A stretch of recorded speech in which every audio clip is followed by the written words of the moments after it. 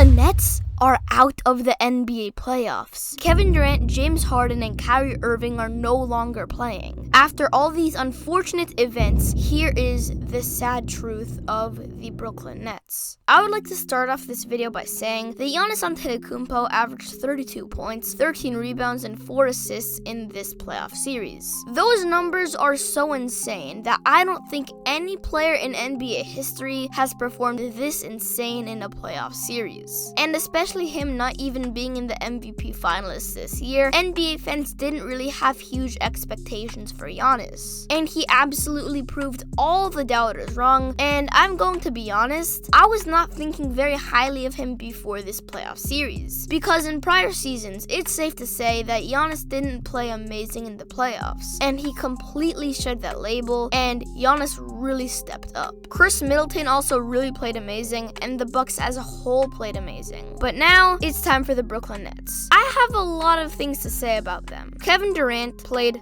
phenomenal. He had arguably the best playoff performance in NBA history. Not just this season, not in the past decade, not in the modern basketball era, but all of history. He had 49 points, 17 rebounds, and 10 assists on insane defensive numbers. Obviously, that wasn't in this Game 7, that was in Game 5. But he still dropped an absolutely insane 48 points, 9 rebounds, and 6 assists last night. That is incredible. KD this series averaged 31 points on absurd efficiency and rebounding numbers. He always would be playing 40 or 45 minutes each game, and it would be insane how many minutes he played. And it is honestly really crazy that despite KD dropping 30 or 40 a night in the playoffs, the Nets still got eliminated. James Harden in the last few games of this series was so inconsistent. He got 5 points one game and shot 1 for 10 from the field. Now, I get that he was injured, but 1 for 10 from the field? He scored 0 points for the entire first half of Game 5. Jeff Green, who played incredible in Game 5, however, scoring 7 3-pointers, scored 0 points last night on 13 minutes of play. I feel like when it comes to super teams, the expectations are extremely high for them. For example, when the Miami Heat formed a super team,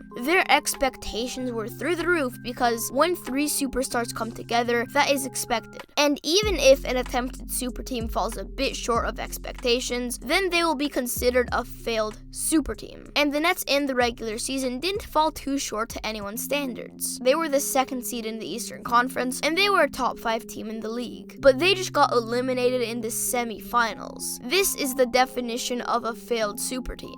A team with 3 superstars, with those stars being KD, James Harden, and Kyrie. And injuries came in at the worst possible time. Kyrie Irving got injured right in the middle of this playoff series, and James Harden also had a hamstring injury in the playoffs. Imagine what this will do to KD's legacy. He will now be seen as not good to carry a team to an NBA championship. And he didn't even make an All-NBA team. By the way, he was absolutely snubbed from an All-NBA team. He definitely should have made one. So in 10 or 15 years from now, Kevin Durant's season will be completely forgotten. But let's say Kevin Durant did win a championship. This season will be remembered through all-out NBA history. But since he didn't, this season will be forgotten. And as for James Harden, he will 100% be seen as a playoff choke artist. Because he scored 5 points while playing nearly 48 minutes in Game 5, and he was overall extremely inefficient in this series. James Harden shot 19% from behind the arc against the Milwaukee Bucks in this playoff series. And also, he tried to get onto the Brooklyn Nets from the Houston Rockets. So he will be seen as that one guy who tried to bandwagon with a super team and eventually failing. And Kyrie Irving will forever be seen as an injury-prone player because he missed the last 3 games of this series. He didn't play when it mattered most, but you're probably going to say, oh, but it wasn't Kyrie's fault he got injured.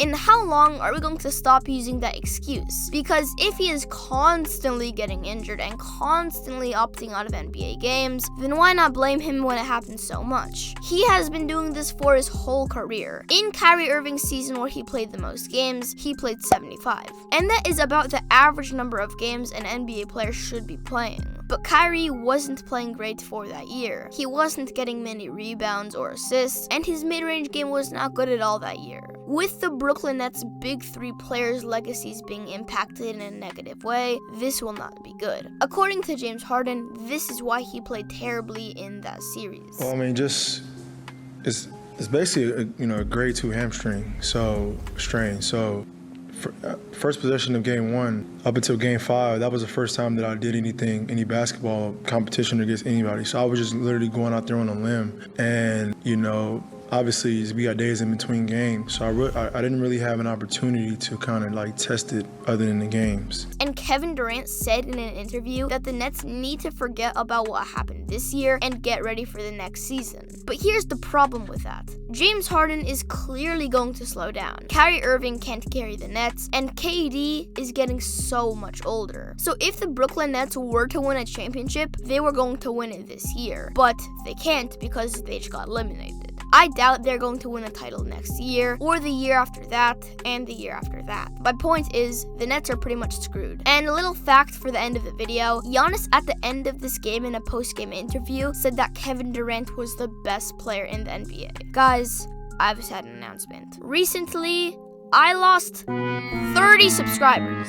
30 subscribers? I just can't believe this. That is such a big loss to me, especially considering the very small channel I have. So if this video could absolutely blow up and I could get 10 or 20 subscribers off of that, I will be so happy. So make sure to subscribe because we are trying to hit 10,000 subscribers by the end of 2021. I also have a podcast. It's with my friends at In The Clutch. They're really good people. It's a very funny podcast, very good. And yeah, I highly recommend you should subscribe to that. We are at the end of the video. Hope you enjoyed. I'm Vrunnn, and that's my take. Peace.